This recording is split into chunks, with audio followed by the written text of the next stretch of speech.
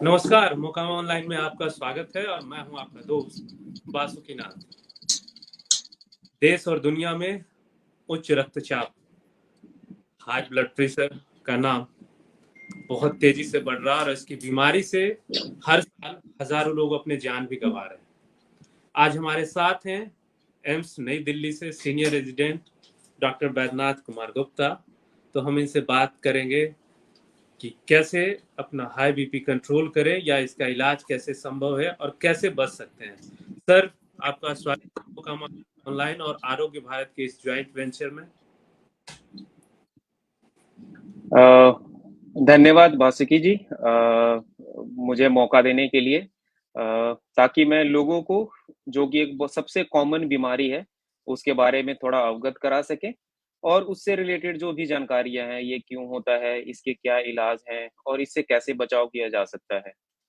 पहले मैं शुरू करता हूँ कि हाई ब्लड प्रेशर क्या बीमारी है, इसको कैसे आइडेंटिफाई करना है, इसका क्या इलाज रहता है। सो जो हाई ब्लड प्रेशर है, पहले इसका मतलब समझते हैं। ब्लड प्रेशर का मतलब होता है जो हार्ट हमारे नलियों में, नसों में ब्लड पंप करता है, उसके वजह से उस पंप में एक प्रेशर बिल्ड होता है। उसी प्रेशर को हम लोग बोलते हैं ब्लड प्रेशर। वो प्रेशर एक नॉर्मल रेंज में मेंटेन करने के लिए ज़रूरी है, ताकि शरीर के सभी अंग को ब्लड पहुँच सके। लेकिन वही प्रेशर जब कम होता है, तो पेशेंट को चक्कर आने लग जाते हैं, आँख के आगे अंधेरा-सा छाता है। वही जब प्रेशर बहुत हाई होने लगता है, तो तुरंत से पेशेंट को कुछ महसूस नहीं होता है, लेकिन लंबे समय में, लॉन्ग टर्म में उसके बहुत सारे कॉम्प्लिकेशंस हैं। तो इसके लिए एक नॉर्मल रेंज रखा गया है कि कितना हमेरा हमारे शरीर में सारे अंग को ब्लड पहुंचाने के लिए कितना प्रेशर इंपॉर्टेंट है। तो वो जो प्रेशर है, वो जो एक ऊपर की प्रेशर होती है, एक नीचे की सिस्टोलिक बीपी बोलते हैं एंड डायस्टोलिक बीपी। तो जो ऊपर का प्रेशर है उसको बोलते हैं 100 से लेके 120 तक नॉर्मल होता है। 120 से 140 तक में हम बोलते हैं कि बीपी बढ़ने की ओर है और 140 के ऊपर बीपी की बीमारी बोलते हैं। ये हमारे इंडिया के कॉन्टेक्स्ट में डेफिनेशन है। उसी के हिसाब से जो नीचे वाली होती है, नीचे में भी 60 से 80 तक नॉर्मल होता है। तो ऐसा नहीं है कि मतलब 120/80 नहीं आया तो पेशेंट को कम बीपी है या हाई बीपी है, उसका एक रेंज है पूरा। 80 से 90 तक में बोलते हैं कि आप बीपी की ओर जा रहे हैं और नीचे वाला 90 से ऊपर है तो यानी कि आपको बीपी है। तो बीपी दोनों से होता है। ऐसा नहीं है कि सिर्फ़ 120, 140 के ऊपर वाला है तभी बीपी होगा। अगर ऊपर वाला नॉर्मल है, लाइक 140 से नीचे है, लेकिन जो डायस्टोलिक बीपी है, जो कि नीचे वाला बीपी बोलते हैं, अगर वो भी 90 के ऊपर है, तो उसको भी हम लोग हाइपरटेंशन बोलते हैं। हाइपरटेंशन या उच्च रक्तचाप जो कि हिंदी में बोलते हैं, तो ये बीमारी का नाम हो गया। तो नॉर्मल प्रेशर क्यों ज़रूरी है और एबनॉर्मल कब हो सकता है और फिर बीमारी हम उसको कब बोल सकते हैं। तो ये तो हो गया एक बेसिक जानकारी कि बीपी आखिर है क्या? अब जी। हम आते हैं कि बीपी की प्रॉब्लम इतना क्यों है और प्रॉब्लम है तो कितना है? तो सर्वे के अनुसार, रिसर्च के अनुसार इंडिया में हर 4 में से 1 आदमी को बीपी की बीमारी है। अगर हम 4 लोग यहाँ पे बैठे हुए हैं, अगर उसमें से मतलब अगर 100 लोग हैं, तो उसमें से 25 को बीपी की बीमारी होगी। ऐसा नहीं है कि अभी होगी, लेकिन उसके पूरे जीवन काल में मतलब कि उसको 100 में से 4 लोगों को बीपी की बीमारी होगी। तो इससे आप अंदाज़ा लगा सकते हैं कि बीपी का बीमारी कितना कॉमन है। ये था पहला कि कितना कॉमन है बीपी की बीमारी। अब हम आते हैं उसके दूसरे स्टेप पे कि आखिर बीपी की बीमारी होती है, तो हम पहचाने कैसे? या अगर बीपी की बीमारी है, तो हमें इतना टेंशन क्यों लेना है? ठीक है, ये 2 सवाल सबसे महत्वपूर्ण हैं। तो बीपी की बीमारी को पहचाने कैसे? पहली बात कि बीपी जब तक 140 के ऊपर नहीं जाता है, तब तक पेशेंट को कोई सिम्पटम्स नहीं होगा। ठीक है? ना पेशेंट को कुछ भी नहीं होगा, जस्ट बीपी बढ़ा हुआ होगा। जब 140 के ऊपर जाता है, तो कुछ-कुछ पेशेंट्स में, सब में नहीं, आपने कभी मतलब कोई बीपी का मरीज़ हो या किसी के जानने-पहचाने वाले बीपी के मरीज़ हो, अच्छा, तो आपको पता भी होगा कि अच्छा, तो तो आपको पता होगा कि कोई भी सिम्पटम्स आपको नहीं आते हैं। मतलब यूजुअली क्या होगा कि जब आप बीपी नपवाने जाएँगे तो बढ़ा रहेगा। कभी-कभार, हमेशा कोई सिम्पटम्स नहीं है, कभी-कभार लगेगा कि आपको सर में थोड़ा चक्कर आ रहा है, थोड़ा-सा सर दर्द हो रहा है या अंदर से घबराहट हो रही है, यही सारी चीज़ें होती हैं बस। उसके अलावा बीपी एज़ सच कोई भी शरीर में सिम्पटम्स या उसको बीमारी डायग्नोज़ करने के लिए कुछ भी चीज़ें नहीं पता वो शरीर में कुछ भी मैनिफेस्ट नहीं करता है। हाँ, कब मैनिफेस्ट करता है? जब ढेर दिनों तक बीपी बढ़ा रहेगा और उसके कारण हार्ट के ऊपर असर पड़ गया हो, किडनी के ऊपर असर पड़ गया हो, आँखों के ऊपर असर पड़ गया हो। ये हम अभी डिटेल में डिस्कस करेंगे कि बीपी के बढ़ने की वजह से कौन-कौन सा शरीर का अंग खराब होता है। या फिर अ अ अ, हाथों के पैरों के नसों में असर पड़ गया हो। कई बार क्या होता है कि हाथ-पैरों के ब्लड जमा हो जाते हैं हाई बीपी के कारण और उनमें फिर गैंग्रीन हो जाता है। कई बार शरीर के वो अंग काटने भी पड़ते हैं। ऐसे केसेज़ हम लोग देखते रहते हैं। तो ये अभी मतलब डरने की ज़रूरत नहीं है, मैं बताता रहूँगा कि कितने लोगों को होगा। अगर उससे आपको कॉन्टेक्स्ट पता चलता रहेगा कि अगर 100 लोगों को बीमारी है, तो उसमें से कितने लोगों को क्या-क्या चीज़ें हो सकती हैं। तो पहला मैंने बताया कि बीपी क्या चीज़ है, उसका क्या सिम्पटम्स हो सकता है, उसका अब आते हैं कि बीपी आखिर होता ही क्यों है और इतना कॉमन क्यों है? तो बीपी क्यों होता है? तो इसका जो सबसे अगर 100 मरीज़ बीपी के हैं, तो उसमें से जो 90 मरीज़ होंगे, उनको बोला जाता है एसेंशियल हाइपरटेंशन या प्राइमरी हाइपरटेंशन। इसका मतलब है कि इसके लिए पेशेंट के शरीर में कोई दूसरा कारण नहीं है, वो बस उम्र के साथ हो जाती है या फिर अगर कम उम्र में है, तो उसके लिए 3-4 कारण होते हैं। तो उम्र के साथ क्या होता है, तो जैसे ही हम 40 के ऊपर जाते हैं, तो हमारी जो नसें हैं, जो ब्लड ले जाने के लिए हिंदी में नसें बोल सकते हैं या रक्त कोशिकाएँ नहीं, रक्त नली बोल सकते हैं। रक्त नली जो है, रक्त कोशिकाएँ तो उसके अंदर जो सेल्स हो गए उसको बोलेंगे।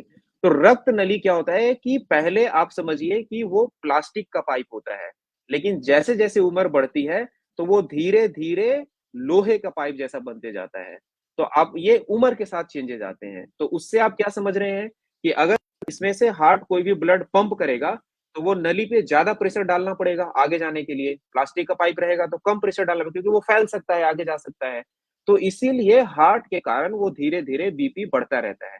तो उम्र के साथ बीपी बढ़ना एक कॉमन फिनोमेना है। इसीलिए ये इतना कॉमन है क्योंकि धीरे-धीरे जो रक्त नली है वो स्टिफ होता जाएगा, जिसके कारण धीरे-धीरे बीपी बढ़ता जाएगा।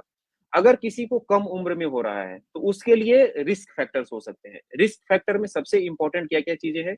या तो आपके परिवार में किसी को बीपी हो, तो ये जेनेटिक फैक्टर बोलते हैं इसको, या फिर आपको शरीर के कोई दूसरे अंग में दिक्कत हो, जिसके कारण बीपी बढ़ रही है। इसका जो सबसे मोस्ट कॉमन कारण होता है किडनी डिजीज़। अगर किसी को किडनी की बीमारी है, तो उसका बीपी हाई अपने आप हो ही जाएगा, क्योंकि बीपी का कंट्रोल किडनी से भी होता है। तो इसका दोनों तरीका है, मतलब बीपी अगर आपको लॉन्ग टर्म में रहेगा, तो किडनी खराब हो जाएगी और अगर किडनी किसी और कारण से मतलब बीपी के अलावा जैसे शुगर से किडनी खराब हो सकती है या किसी को स्टोन है उसके कारण किडनी खराब हो गया है, तो उसके कारण भी बीपी बढ़ जाएगा। तो ये जेनेटिक फैक्टर, दूसरा दूसरे ऑर्गन में किडनी के कारण खराब होना या फिर तीसरा आपका जो शरीर का बनावट है, शरीर का बनावट इन द सेंस कि आप बहुत ज़्यादा मोटे हैं, आप बहुत ज़्यादा सेडेंटरी लाइफ़स्टाइल है। सेडेंटरी लाइफ़स्टाइल मतलब कि आपका काम जो है वो सिर्फ़ डेस्क पे बैठ के काम करना है, कभी फिज़िकल एक्टिविटी वगैरह नहीं करते हैं। तो उसके कारण क्या होता है कि हार्ट पे ज़्यादा स्ट्रेस पड़ता नहीं है, तो इसके कारण बीपी और बढ़ती जाती है। तो ये सारे कारण हो सकते हैं सेकेंडरी कारण, लेकिन जो मोस्ट कॉमन जो 90% ऑफ द पेशेंट्स होंगे वो उम्र के साथ जिनकी बीपी बढ़ जाती है और ये सब मतलब फिजियोलॉजिकल फिनोमेना है, ऐसा नहीं है कि वो बीमारी है, उम्र के साथ बीपी बढ़ेगी और अगर बीपी बढ़े रहेगी, हम उसको छोड़ देंगे, तब उसके रिलेटेड मुश्किलें पैदा होती हैं। तो अब हम लोग चौथे पॉइंट पे आते हैं कि बीपी को डायग्नोज़ कैसे करना है? तो हमने पहले देखा कि बीपी होता क्या है, उसके कारण क्या-क्या हो सकते हैं, उसके कारण क्या-क्या सिम्पटम्स आ सकते हैं। अब चौथा स्टेप आता है कि बीपी को डायग्नोज़ कैसे करना है। उससे पहले सवाल आता है कि आखिर हम बीपी किसी को पता कैसे चलेगा कि बीपी नापना भी है कि नहीं नापना है? जब किसी को कोई सिम्पटम्स ही नहीं आ रहा है, वो डॉक्टर के पास क्यों जाएगा? तो इसी के लिए मैंने वो डाटा बताया। वो मैंने बताया कि जो भी बीपी का जो इंसिडेंस है 4 में से उसके पूरे उम्र के दौरान 4 में से 1 आदमी को बीपी की बीमारी होगी। तो आप खुद ही समझ सकते हैं कितना कॉमन है और ख़ास करके अगर आपकी उम्र 40 के ऊपर जा चुकी है, तो आपको लाज़मी है कि बीपी हो ही सकता है। इसमें डरने की बात नहीं है कि अगर मुझे बीपी हो गया तो मुझे पूरे जीवन दवा खाना पड़ेगा या मुझे हार्ट अटैक आ जाएगा, स्ट्रोक आ जाएगा, वैसा नहीं है। बीपी मैंने बताया नॉर्मल 120 ऊपर वाला हायर लिमिट लेते हैं, 80 नीचे वाला लेते हैं, लेकिन 120 से 40 तक का गैप है, उसमें हम लोग कभी दवा स्टार्ट नहीं करते हैं। 120 से या फिर नीचे वाला 80 से 90 के बीच में रहता है, तो दवा स्टार्ट नहीं करते। उसमें बस ये बोलते हैं कि हमें lifestyle modification in the sense कि खाने-पीने का, एक्सरसाइज़ का ध्यान रखना है, ये सारी चीज़ें। अभी मैं उसको थोड़ा डिटेल में बताता हूँ। तो अभी हम पहले आते हैं कि हमें डॉक्टर के पास खास करके अगर 40 के बाद की उम्र है, तो आपको डॉक्टर के पास जाना चाहिए जनरल स्क्रीनिंग के लिए। ये हर जगह पूरे विश्व में ये गाइडलाइन है कि अगर कोई भी आदमी 40 के ऊपर है, तो उसको साल में 1 बार डॉक्टर के पास जाके एटलीस्ट बीपी नपवाना चाहिए, ठीक है? ताकि उसको पता चल सके कि उसको बीपी है भी या नहीं है। अगर नहीं है, तो बहुत अच्छी बात, आप फिर अगले साल जाकर नपवा लीजिएगा। अगर है, तो फिर उसके रिलेटेड क्या-क्या चीज़ें करनी है, उसके बारे में भी हम फिर से विस्तार में डिस्कस करेंगे। तो डॉक्टर के पास गए, डॉक्टर ने बीपी नापा। अब इसमें 2 चीज़ें इम्पोर्टेंट हैं। कई बार क्या होता है इसमें ना 2 टर्मिनोलॉजी, एक बोलते हैं व्हाइट कोट हाइपरटेंशन। तो ये व्हाइट कोट हाइपरटेंशन ये है कि आदमी कभी भी हॉस्पिटल में जाता है, तो वो वैसे भी थोड़ा-सा घबराहट में होता है कि हम हॉस्पिटल में आए या कैसे आए। तो यूजुअली क्या होता है कि जब बीपी नापते हैं हॉस्पिटल में, तो वो थोड़ा ऊपर आ जाता है। तो डॉक्टर कभी भी अगर पहली बार आप हॉस्पिटल में गए हैं और आपका बीपी थोड़ा ऊपर आ गया है, तो वो दवा नहीं शुरू करता है। वो अगर कर भी रहा है तो वो थोड़ा जल्दीबाजी में है, इतनी जल्दी दवा नहीं शुरू करनी पड़ती है। तो हम लोग पेशेंट को क्या एडवाइस करते हैं, आप घर पे जाइए, आप अगर घर पे बीपी मशीन खरीद सकते हैं या लोकल एरिया में कोई बीपी मशीन है, तो उनसे जाके बीपी नपवाइए और उसका चार्ट बनाइए, कि मेरा कम से कम अगले 5 दिन तक सुबह इतना था, शाम में इतना था। अगर वो चार्ट में दिख रहा है कि हमेशा बीपी ऊपर बढ़ा जा रहा है, अगर चार्ट की सुविधा नहीं है, तो हम फिर दोबारा बुलाते हैं। 1 हफ्ते बाद आप दोबारा आइए हॉस्पिटल में, अगर दोबारा भी बीपी बढ़ा हुआ है, तब फिर हम सोचते हैं कि नहीं, 2 टाइम पॉइंट पे बीपी बढ़ा हुआ आया है, इसका मतलब पेशेंट को बीपी है। तब हम दवा करना है या फिर खाने-पीने या एक्सरसाइज़ करना है, वो अभी मैं डिटेल में बताऊँगा, वो फिर उसका इंटरवेंशन स्टार्ट करते हैं। तो आई थिंक अभी तक सभी लोगों को इतनी चीज़ें क्लियर हो गई होंगी कि बीपी का क्या-क्या कारण है, कैसे होगा और ये बीमारी कैसे डायग्नोज़ होगी। तो जी। कहानी हाँ, अब कहानी यहाँ से शुरू होती है कि अच्छा बीपी नापने के ना 2-3 इम्पोर्टेंट पॉइंट है, जो कि बहुत ही प्रैक्टिकल चीज़ है, लोग ध्यान नहीं देते हैं उसपे। प्रैक्टिकल चीज़ ये है कि कभी भी बीपी आप चल के आए और तुरंत नापेंगे तो आपका बीपी बढ़ा हुआ मिलेगा। तो क्या-क्या ध्यान देना होता है अगर बीपी कभी भी नाप रहे हैं, घर पे नाप रहे हैं या फिर हॉस्पिटल में भी नपवा रहे हैं, तो आपको कहीं से कम आप 10 मिनट से रेस्ट में हो, मतलब कि आप बैठे हो, आप उस दिन कोई बीपी की अगर दवा चल रही है, तो बीपी की दवा अगर चल रही है तो खा के, अदरवाइज़ जैसे कॉफ़ी नहीं पिए हो पिछले 1 घंटे में, क्योंकि कॉफ़ी कई बार बीपी बढ़ा देता है थोड़े देर के लिए। कॉफ़ी नहीं पी के आए हो। दूसरा, जब आप बैठे हो तो पैर के पैर ऊपर करके ना बैठे हो। ऐसे, बिल्कुल ऐसे करके बैठना है ना? पैर के पैर ऊपर करके बैठे रहते हैं तो उससे क्या होता है कि नीचे ब्लड थोड़ा कम पंप होता है, तो उसके कारण हमारे हाथ में बीपी का रीडिंग हाई आता है। तो ये चीज़ का ध्यान रखना है। तीसरा, जब बैठे हों तो आराम से रिलैक्स बैठे हों और हाथ में बीपी के लेवल पे मशीन रख के, मतलब हाथ के लेवल पे मशीन रख के उसका नाप लिया जाए और एटलीस्ट 2 बार नाप लिया जाए 5 मिनट के गैप में। मतलब पहली बार नाप लिया, अगर नॉर्मल आता है तो ठीक है, फिर तो कोई टेंशन नहीं है। लेकिन अगर वो बढ़ा हुआ आ गया, तो फिर से 5 मिनट बाद कि हाँ, 5 मिनट और रेस्ट कीजिए और फिर से नापा जाएगा। और ये घर पे भी यही चीज़ों का ध्यान रखना है। तो बीपी नापते समय ये बहुत ही प्रैक्टिकल पॉइंट है। छोटी चीज़ें हैं, लेकिन लोग ध्यान नहीं देते। लेकिन इसके कारण 4-5 आपका बढ़ा हुआ आ जाएगा। आप खुद से घर पे ये करके देख सकते हैं कि आप कहीं से चल के आएँ, बीपी नापिए और फिर 10 मिनट बैठ के फिर बीपी नापिए। आपको कम से कम 5 से 7 का डिफरेंस मिल जाएगा। तो ये बीपी नापने का हो गया। अब हम आगे आते हैं। अगर बीच-बीच में वासुकी जी अगर किसी का सवाल आ रहा हो तो और किसी को डाउट आ रहा हो तो आप पूछ सकते हैं, है ना? नहीं तो ऐसा नहीं लगेगा कि सिर्फ मैं बोले जा रहा हूँ ताकि ये बहुत मोनोटोनस ना हो, है ना? बहुत सारे लोगों ने हाँ, कमेंट्स किया है। हाँ, हाँ। एक यूजर है, वो कह रहे हैं कि 140 से 150 ऊपर का बीपी है और 36 साल उनकी एज है, तो उन्हें क्या करना हाँ। चाहिए? हाँ, तो इसमें ठीक है, तो इसका मैंने वही बताया कि इसका इलाज करना है। इलाज कैसे करना है? दवा से करना है या एक्सरसाइज़ या डाइट से करना है, उसको हम अभी डिटेल में आगे बता रहे हैं कि कैसे-कैसे करेंगे। ठीक है? तो इस सवाल का भी हम उसी पर आ रहे थे, तो उसका भी अच्छे से जवाब मिल जाएगा। ठीक है? तो अब हम डॉक्टर के पास गए। बीपी अगर नहीं आया है तो बहुत अच्छी बात है, फिर हम अगले साल जाके एक बार फिर से चेक करवा सकते हैं। अगर बीपी आ गया है, तो बीपी आने का मतलब मैंने आपको पहले ही समझाया था कि बीपी आने का मतलब ये है कि आपका जो सिस्टोलिक है वो 140 के ऊपर आ रहा है और जो नीचे वाला डायस्टोलिक है वो आपको 90 के ऊपर आ रहा है। अब इस स्थिति में करना क्या है? तो पहली स्थिति में हम लोग ये करते हैं कि पेशेंट को पहले 6 महीने के लिए अगर बीपी 150 से नीचे-नीचे है तो और वो 95 से नीचे-नीचे है तो, नीचे वाला, हम कहते हैं कि अभी हम तुरंत से दवा स्टार्ट नहीं कर रहे हैं। आपको हम 3 महीने का लाइफ़स्टाइल मॉडिफ़िकेशन के लिए सुझाव दे रहे हैं। तो उस ठीक। सुझाव में क्या-क्या होता है, जो सबसे पहला होता है, अगर पेशेंट का वज़न बढ़ा हुआ है।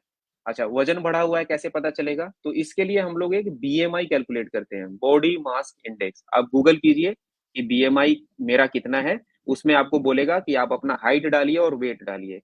अगर बीएमआई आपका 22.5 से ऊपर है, इसका मतलब कि आप ज़्यादा वज़न के हैं, है ना? आप शरीर पे ऐसे देख कर मत जाइए कि अरे मैं तो पतला दिख रहा हूँ तो मैं मेरा वज़न बढ़ा नहीं होगा या मैं मोटा दिख रहा हूँ तो उसका वज़न बढ़ा होगा। आप बीएमआई कैलकुलेट कीजिए, बॉडी मास इंडेक्स, अगर वो 22.5 के ऊपर है तो इसका मतलब आपका वज़न बढ़ा है। उसी से आपको ये भी पता चल जाएगा कि मैं कितना वज़न कम करूँगा तो मेरा बीएमआई 22.5 के नीचे आ जाएगा। तो सबसे पहला जो लाइफ़स्टाइल इंटरवेंशन हम बोलते हैं, वो बोलते हैं कि वेट लॉस करना है। अब सबसे इम्पोर्टेंट बात इसमें समझना है कि अगर मैं वज़न कम करूँगा तो मेरा बीपी कितना कम होगा, समझ रहे हैं? तो इसके लिए भी सारा रिसर्च किया हुआ है पूरे लॉन्ग टाइम में कि अगर आप 1 किलो वज़न कम करेंगे तो आपका बीपी 1 एमएमएचजी से कम हो जाएगा। अगर मान लें कि पहले 151 था तो वो 150 हो जाएगा। अगर आप 5 किलो कम कीजिएगा तो वो 5 एमएमएचजी से कम हो जाएगा। लेकिन मैक्सिमम 5 ही कम होगा, है ना? ऐसा नहीं है कि हमने 20 किलो कम किया तो 20 से कम हो जाएगा। 5 तक कम होगा, फिर उसके ऊपर आप वज़न लॉस कर रहे हैं, तो वो 5 तक की लिमिट रहेगा। तो यानी कि आप अगर सिर्फ़ वेट लॉस कीजिएगा, तो अगर आपका 145 जा रहा है, तो 145 को आप 140 तक ला सकते हैं, ठीक है? अभी और भी चीज़ें मैं बता रहा हूँ, मतलब दवा शुरू करने से पहले ये सारी चीज़ें हैं। तो ऐसा नहीं है कि बीपी आया इसीलिए मैं बता रहा था, कि आप जाँच करवाइए अगर 40 साल के ऊपर हैं तो, और अगर बीपी बढ़ जाता है आता है, तो इसका मतलब ये नहीं कि अरे यार, मुझे तो अब पूरे जीवन दवा खाना पड़ेगा या मुझे हार्ट अटैक या लकवा मारने का रिस्क बढ़ गया है, ऐसा नहीं है। उसको कम करने के बहुत सारे तरीके हैं। तो तरीका मैंने पहले क्या बताया, आपको वज़न कम करना है, तो यानी कि 5 एमएमएचजी तो आप इससे कम कर सकते हैं। दूसरा है खान-पीना। हमारे जो भारत में खान-पीन थोड़ा-सा अनहेल्दी है। अनहेल्दी मैं इसलिए बोल रहा हूँ क्योंकि हम लोग कार्बोहाइड्रेट और फैट बहुत ज़्यादा लेते हैं परसेंटेज में। अगर मैं एक खाने को नॉर्मली डिवाइड करूँ, तो कार्बोहाइड्रेट 50% होना चाहिए खाने का, 25% फैट और 25% प्रोटीन। इसके बारे में हम लोग ना एक डाइट को लेके मेबी आगे क्लास रख सकते हैं क्योंकि किसमें कार्बोहाइड्रेट होता है, किसमें फैट होता है, किसमें प्रोटीन होता है, उसको अभी समझाना थोड़ा संक्षिप्त में थोड़ा ज़्यादा एक्सटेंड हो जाएगा। लेकिन उसको हम एक और डिस्कशन में कर सकते हैं, है ना? तो हमारा जो खाना है मैं वैसे ओवरऑल बताता हूँ कि हम लोग तेल मसाले यानी कि फैट और ये चावल और रोटी जो कि कंटेंट बहुत ज़्यादा होता है, जिसको बोलते हैं कार्बोहाइड्रेट इसमें ज़्यादा होता है। इसका कंटेंट ज़्यादा होता है अगर उसको कंपेयर करें कि उसमें हम सब्ज़ी कितना खाते हैं, दाल कितना खाते हैं और उसमें सलाद कितना खाते हैं। तो सिंपल सा लॉजिक है कि जितना आप चावल या रोटी ले रहे हैं, उतना ही आपको दाल और सब्ज़ी लेना है, जो कि हमारे थाली में ऐसा नहीं दिखता है। हमारे थाली में क्या दिखता है, 70% भाग चावल या रोटी रहता है और मुश्किल से 20 या 30% भाग दाल या सब्ज़ी रहता है। उसको एट लीस्ट 50-50% या मैं बेसिक कॉन्सेप्ट बोलता हूँ कि आपको जितना किलो चावल या आटा आपके घर में खर्च हो रहा है, उतना ही किलो पर महीने दाल खर्च होता है क्या? मतलब एक बेसिक सा कैलकुलेट करने के लिए है।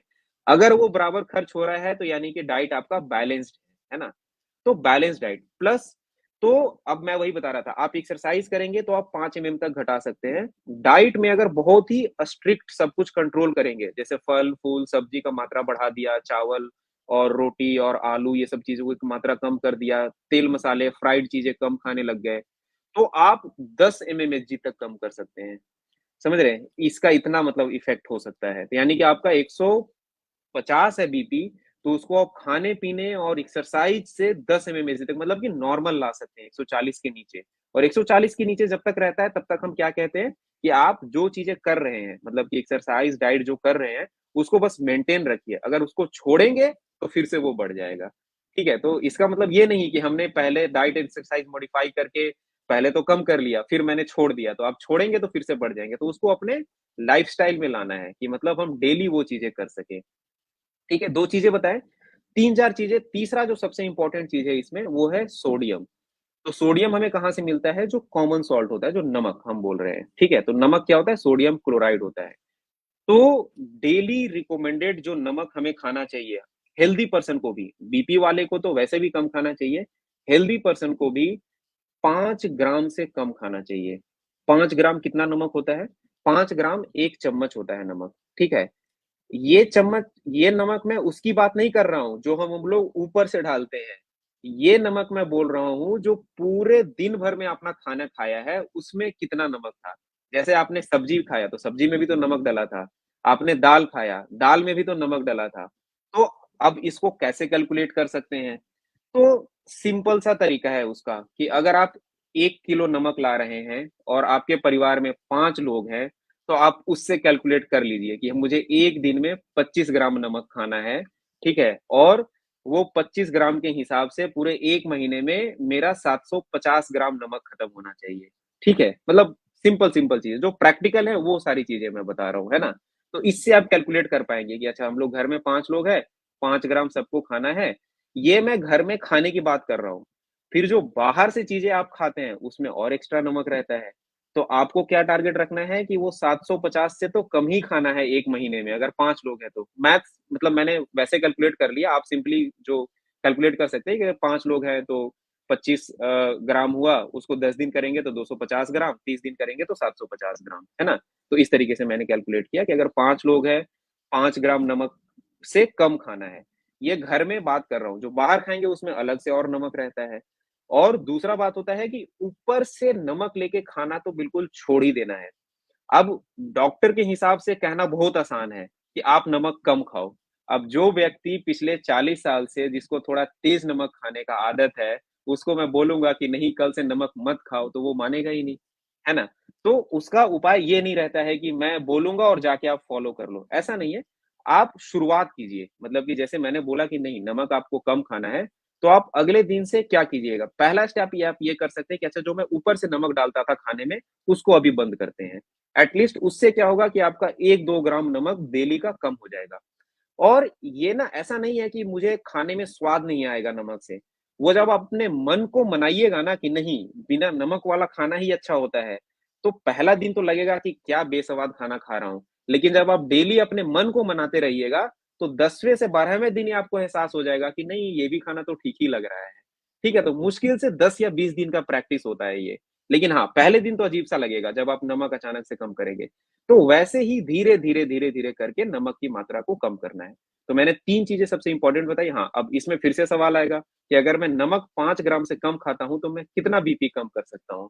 तो इसमें है कि आप इसमें भी 5 एमएम से कम कर सकते हैं।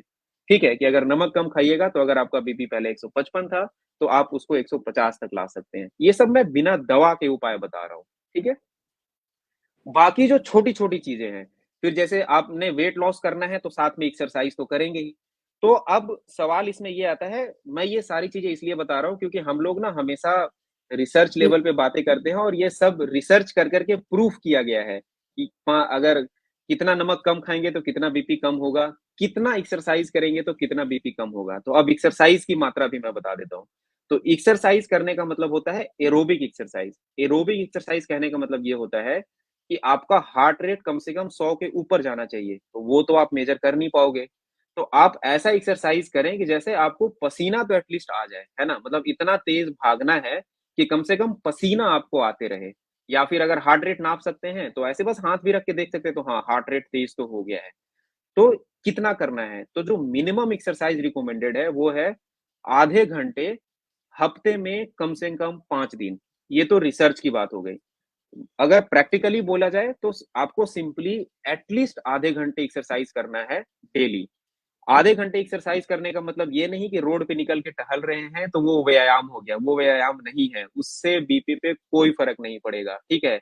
आपको या तो दौड़ना है, जॉगिंग करना है, भागना है, उस इतना भागना है कि आपका हार्ट रेट कम से कम बढ़ जाए या आपको कम से कम पसीना आते रहे, है ना? आधे घंटे तक, ठीक है? उसी से आपका बीपी कम होगा। आप सुबह उठ के आप 1 घंटा टहल लीजिए, आप बोलिए कि मैंने 10 किलोमीटर चल लिया, तब भी उससे बीपी पे असर नहीं पड़ेगा। इसीलिए जो लोग कहते हैं कि मैं तो एक्सरसाइज़ भी कर रहा हूँ, मैं खाने-पीने में भी ध्यान दे रहा हूँ, लेकिन मेरा बीपी तो वैसे का वैसा ही है। वो उसका एग्ज़ैक्ट आपको पता होना चाहिए कि मैं क्या करूँगा तो उसमें कितनी कमी आएगी। उसके अलावा फिर 2-3 चीज़ें और हैं। अगर आप शराब पीते हैं, तो आपको शराब छोड़ देना चाहिए क्योंकि उसके कारण बीपी भी बढ़ा रहता है। दूसरा, अगर आप स्मोकिंग करते हैं, तो उसको भी छोड़ देना है क्योंकि उसके कारण भी बीपी बढ़ा रहता है। और तीसरा है स्ट्रेस कंडीशन, मतलब जो हमेशा टेंशन में रहते हैं या हमेशा घबराए रहते हैं, उनमें भी बीपी थोड़ा हाई रहता है। तो स्ट्रेस का एज़ सच तो हम कह नहीं सकते कि आप स्ट्रेस लेना छोड़ दो। मतलब ये तो सिर्फ़ कहने की बात हो गई ना। इम्प्लीमेंट तो पेशेंट लेवल पर होना है। तो उसको मिल के मतलब डॉक्टर के साथ मिल के मैनेज कर सकते हैं, कि स्ट्रेस किस कारण है। और उस स्ट्रेस को फिर हम लोग असेस करते हैं कि वो कहीं एंग्ज़ायटी डिसऑर्डर में तो नहीं है। अगर एंग्ज़ायटी डिसऑर्डर में है तो उसके लिए हम कुछ-कुछ दवा दे सकते हैं। स्ट्रेस है तो स्ट्रेस को कम करने के लिए आप थोड़े माइंड की एक्सरसाइज़ कर सकते हैं। माइंड की एक्सरसाइज़ मतलब कि मेडिटेशन, है ना? तो मेडिटेशन से थोड़ा स्ट्रेस लेवल कम होता है। आप काम वगैरह में ज़्यादा टेंशन लेते हैं, तो उसको थोड़ा आपको स्ट्रीमलाइन करना है कि मतलब काम तो मुझे करना ही है, उसके कारण मैं टेंशन लेता हूँ तो बीमारी और पैदा हो रही है। तो आप टेंशन न लो, काम तो आपको करना ही है, लेकिन टेंशन की वजह से एक बीपी की बीमारी और डेवलप हो जा रही है। तो उसको थोड़ा समझना है, अपने जो प्रियजन हैं उनसे बात करना है कि मैं कैसे कम टेंशन लूँ। अगर नहीं समझ में आ रहा है तो डॉक्टर से मैं मतलब सलाह लेना है कि मैं अपना टेंशन कैसे कम करूँ। और डॉक्टर फिर असेस करेगा, उसको लगेगा कि इसको तो डिप्रेशन या एंग्ज़ायटी भी हो रहा है, तो फिर उसके लिए हम दवा भी कुछ शुरू कर सकते हैं। तो एक ये स्ट्रेस, तो फिर से मैं एक बार बस रिवाइज़ करने के लिए बोल दूँगा कि आप क्या-क्या चीज़ें करेंगे तो आपका बीपी बिना दवा के कम हो सकता है। तो जैसे कि आपने वेट लॉस किया, उसके अलावा आप एक्सरसाइज़ कर रहे हैं, उसके अलावा आप डाइट कर रहे हैं, उसके अलावा आपको अल्कोहल और सिगरेट छोड़ना है, नमक कम खाना है और स्ट्रेस थोड़ा कम लेना है। तो अब सवाल आता है कि ये सब चीज़ें करके मैं कब तक कितना बीपी कम कर सकता हूँ? तो सवाल ये है कि अगर आपका बीपी 140 के नीचे-नीचे है, तब तो ये सारी चीज़ें करके आप मेंटेन कर सकते हैं कि ऐसे ही करके मेरा बीपी 140 के नीचे रहेगा। लेकिन अगर आपका बीपी एक बार 140 के ऊपर पहुँच गया है, तो उस समय हम ये एडवाइस नहीं करेंगे कि आप दवा मत खाइए और आप ये सब करते रहिए। आपको 140 के ऊपर और जैसा कि आपने सवाल पूछा था कि अगर 150 के ऊपर है, तो उस समय आपको दवा स्टार्ट करनी है, ठीक है? लेकिन अभी मैं वही अच्छा पॉइंट यहाँ पर ये है कि दवा क्यों तुरंत स्टार्ट करनी है? दवा तुरंत इसलिए स्टार्ट करनी है कि जितने दिनों तक आपका शरीर में बीपी बढ़ा रहेगा, उतने दिनों तक आपके जो शरीर के अंग हैं, उसमें खराबी होती रहेगी। कौन-कौन से अंग खराब होंगे, उसके बारे में अभी मैं और बता दूँगा। लेकिन वो अंग खराब होता रहेगा, तो हमें तो उसी को रोकना है ना मेनली। तो हम क्या करेंगे, दवा दे देंगे, बीपी को 140 के नीचे ले आएँगे, ठीक है? अगर पेशेंट को पहले से किडनी की बीमारी है, डायबिटीज़ है या फिर उसको पहले क्या बोलते हैं हार्ट अटैक आ चुका है या पहले उसको लकवा मार चुका है, तो फिर तो हमारा टारगेट है कि उसको 130 के नीचे लाना है ना? मतलब कि जिनको ये सारी चीज़ें हैं, उसमें स्ट्रिक्ट कंट्रोल करना होता है, मतलब बीपी और कम करना होता है। तो लेकिन अगर कुछ भी ऐसी चीज़ें नहीं हो रखी हैं, तो 140 के नीचे लाना है। तो हम क्या करेंगे, जैसे आपने एग्ज़ाम्पल दिया था, उन पेशेंट में पहले दवा स्टार्ट करेंगे और साथ में बोलेंगे कि आपको ये सारी चीज़ें करनी है। अगर ये सारी चीज़ें करते रहेंगे, तो आप खुद ही महसूस करेंगे कि मेरा बीपी कम आता जा रहा है, कम आता जा रहा है, कम आता जा रहा है। अब क्या होता है कि इसमें ना हम जल्दबाज़ी में दवा कम नहीं करते हैं। अगर 1 साल तक दवा के ऊपर और एक्सरसाइज़ के साथ आपका बीपी लगातार 140 के नीचे आ रहा है या फिर अगर सीकेडी मतलब किडनी डिज़ीज़ या डायबिटीज़ वगैरह है, तो लगातार 130 के नीचे आ रहा है, तो फिर वो दवा हम कम करेंगे। लेकिन तुरंत नहीं, कम से कम 1 साल, है ना? क्योंकि इतना टाइम लगता है इन सब चीज़ों का इफ़ेक्ट आने में। तो 140 के नीचे है, तो मैंने आपको बताया ये सारी चीज़ें। अब इसमें ये है कि कोई पेशेंट पूछेगा कि मेरा मतलब मैं प्रिडिक्ट कर सकता हूँ कि किस पेशेंट में दवा पूरे जीवन चलेगा और किस पेशेंट्स में दवा बंद होने की संभावना है। तो मैंने जैसे आपको बताया कि डाइट, एक्सरसाइज़ नमक कम करने से हम कितना कम कर सकते हैं? तो कम से कम 15 से 20 एमएम-एचजी तक हम कम कर सकते हैं। तो आप समझ रहे हैं कि अगर किसी का बीपी 155 तक है, तो हम दवा तो उस समय स्टार्ट करेंगे, लेकिन हम उसको ये बता सकते हैं कि जो-जो मैंने बताया डाइट, एक्सरसाइज को लेकर, अगर वो चीज़ें आप लगातार पूरे जीवन मेंटेन रखोगे, तो अगले 1-2 साल में आपका दवा बंद हो सकता है। ठीक है? दूसरा क्या होगा, लेकिन जिसका बीपी 155 के ऊपर है, उसमें बहुत ही कम संभावना है कि हेलो, वासुकी जी आप डिस्कनेक्ट हो गए हैं क्या?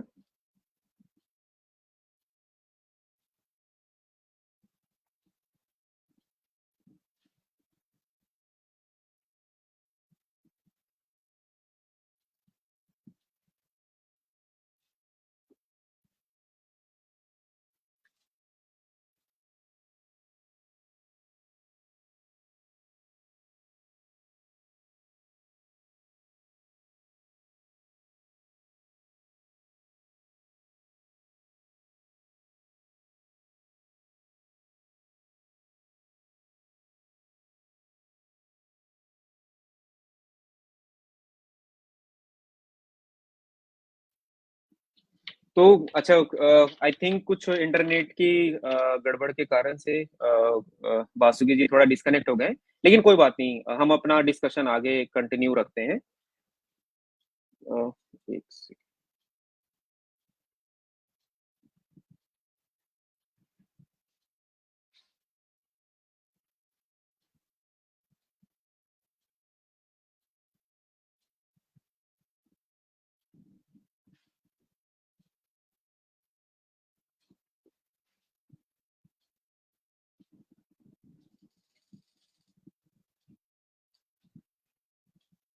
ठीक है, हम आगे का जारी रखते हैं। तो हम लोग आ रहे थे इलाज के ऊपर।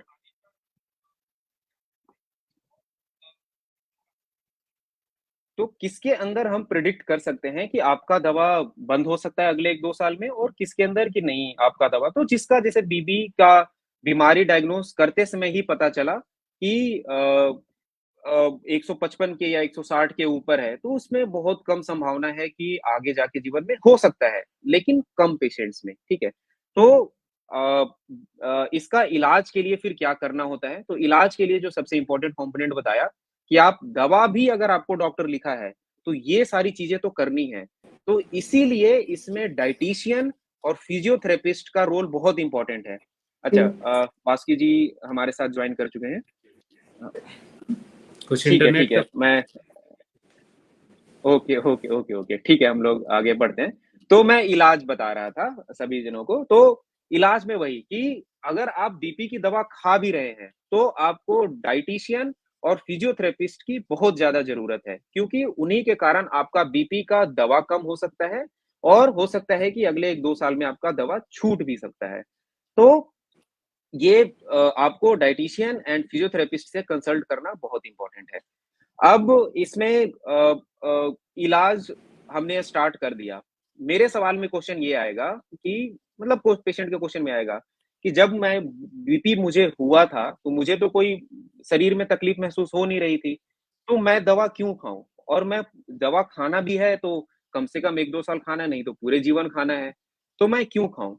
तो उसका आंसर है कि बीपी के कारण क्या-क्या कॉम्प्लिकेशंस हो सकते हैं और कितने लोगों में हो सकते हैं, ठीक है? वो भी इम्पोर्टेंट है कि अगर 100 लोगों को है तो कितने लोगों में हार्ट अटैक आएगा, कितने लोगों में लकवा मार सकता है। अच्छा पहले मैं ये बताता हूँ कि अगर आपको बीपी है और आपने कोई भी दवा नहीं लिया क्योंकि शरीर में तो आपको ऐसा तकलीफ हो नहीं रही है, आपने बस नपवाया तो आपको पता चला कि आपका बीपी हाई है। तो लॉन्ग टर्म में क्या होगा कि आपको क्या-क्या दिक्कतें हो सकती हैं। तो हाई बीपी के कारण जो सबसे कॉमन ऑर्गन जो इन्वॉल्व होता है, जो सबसे कॉमन तंत्र सिस्टम जो इन्वॉल्व होता है शरीर में, वो होता है हार्ट। तो उसके कारण आपको क्या-क्या हो सकता है? हार्ट अटैक आ सकता है, कितना आ सकता है? अगर वो एक्चुअल में 2-3 चीज़ों पे डिपेंड करता है कि आपका बीपी कितने से बढ़ा हुआ है, मतलब 140 से बढ़ा है, 150 से बढ़ा है, 160 से बढ़ा है और कितने दिनों से बढ़ा है, ठीक है? कि मतलब 1 साल से बढ़ा है, 2 साल से बढ़ा है, 4 साल से बढ़ा है।